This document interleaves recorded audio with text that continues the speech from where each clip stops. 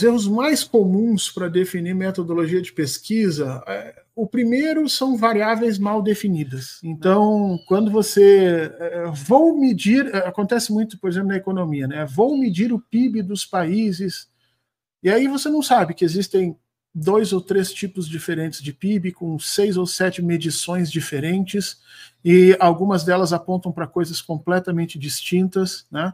E você acaba, por não saber, não definindo bem a variável que você vai usar, ou que você vai observar, ou que você vai captar, ou que você vai, de alguma forma, trabalhar.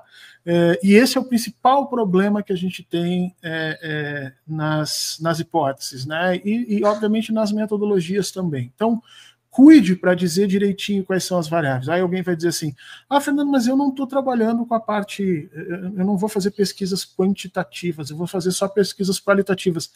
Meus amigos, você está trabalhando com variável igual, se é quantitativa ou qualitativa não faz diferença, você precisa, numa pesquisa de história, numa pesquisa de geografia, de sociologia, dizer qual é o comportamento que você tá pesquisando, qual é o assunto, qual é o fenômeno que você está olhando, e essa é a sua variável, né?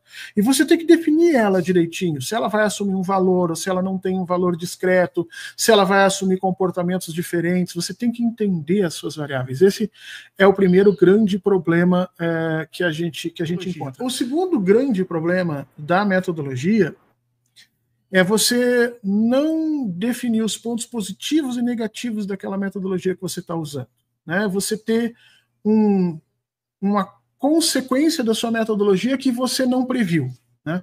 Então, acontece muito isso na química. Na química, a galera aprendeu, vai aprendendo a ter cuidado com isso desde o primeiro semestre. Mas às vezes acontece, né? Então você pega lá determinado... Vou dar um exemplo da história, que foi um exemplo de mistura história e química, né? Os caras encontraram lá um papiro, não sei o quê, do século III antes de Cristo, barará, barará, barará, e aí, o que nós vamos fazer com esse papiro? Vamos fazer passar por uma máquina que vai fazer a leitura de não sei do que, e daí passaram na máquina e o papiro se desfez. Aí os caras, como assim? Pô, estragaram o troço?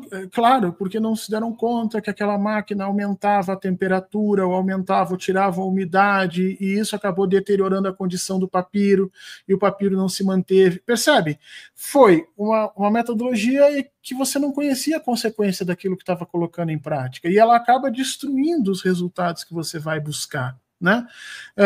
O exemplo que eu dei é um exemplo que assustou muita gente, mas é um exemplo que é facilmente controlável hoje. Então, muitas vezes a gente hoje desencava alguma coisa e nem mexe, porque a gente não tem tecnologia suficiente para entender o que tem aquilo sem destruir. Então a gente preserva. Se você chegar lá no Vaticano, por exemplo, o Vaticano tem livros que estão preservados na temperatura, na quantidade da umidade, no ar, sabe? Na quantidade de bactérias que tem no ambiente, tudo para preservar o que está ali para a gente não precisar mexer. Por quê? Porque a gente sabe que determinadas metodologias podem estragar. Mas, olha só que interessante, há determinadas metodologias em que elas simplesmente detonam o teu resultado na própria metodologia. Quer ver só? Quando a gente vai fazer pesquisa de opinião, né? A gente vai fazer pesquisa de opinião, pesquisa, por exemplo, eleitoral. Se você vier lá com, né, a colinha dos candidatos que estão habilitados a um determinado cargo, que você quer saber como é que a população vai votar, se você entregar aquilo para as pessoas, você já destruiu a sua pesquisa.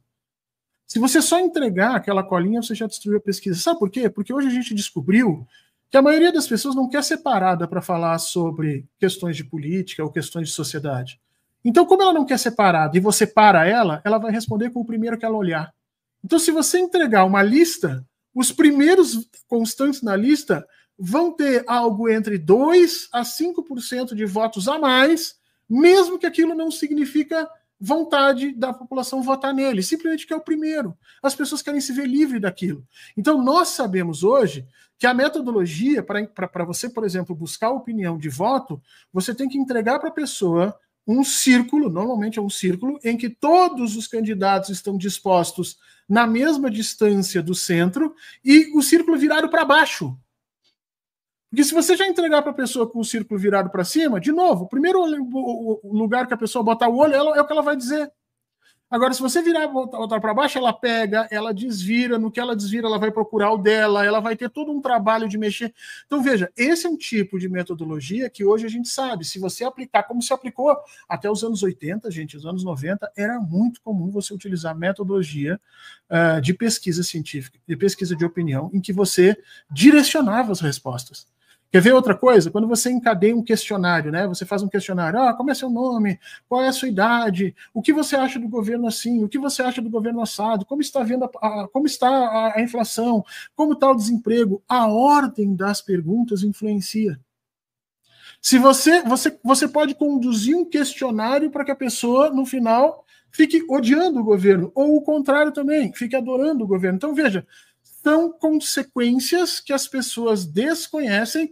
Nesse caso, as pessoas não desconhecem, as pessoas usam de má fé mesmo, mas são muitas vezes consequências da metodologia que as pessoas não conhecem, você tem que prever. Então, esse é um segundo grande erro que nós temos na metodologia, ou grandes problemas da metodologia. E o terceiro grande problema da metodologia é você não vislumbrar direito os limites do dado que ela lhe dá. Né? Então, muitas vezes eu vou fazer, por exemplo, eu vou fazer uma pesquisa de opinião numa determinada cidade, né? E aí eu contrato as pessoas para irem lá e captarem a opinião no lugar mais movimentado da cidade, da 1 da tarde às 5 da tarde. E aí eu boto os meus pesquisadores lá e eles ficam produzindo, não sei o quê, tiro o dado e eu cuido para entregar para as pessoas direitinho.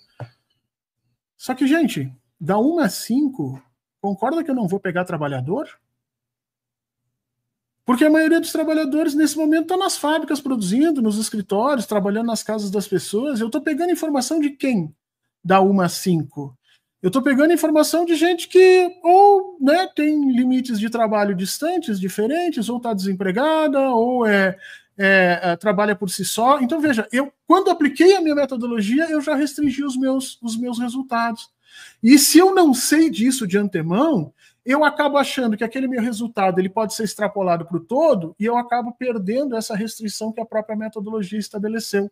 Né? Então, toda metodologia é como se fosse uma lente que você faz no mundo real. Ela vai te captar alguns dados e vai te deixar coisas de fora. E você precisa ter noção correta daquilo que você está fazendo, daquilo que você está buscando, né, para poder defender isso e defender a tua pesquisa. Não, eu estou usando essa pesquisa nesse horário porque eu quero realmente pegar as pessoas que estão, sei lá, não imbuídas do período de trabalho, por exemplo. Opa, por quê? Porque isso tem vantagens assim, assim, assado. Aí você vai explicar.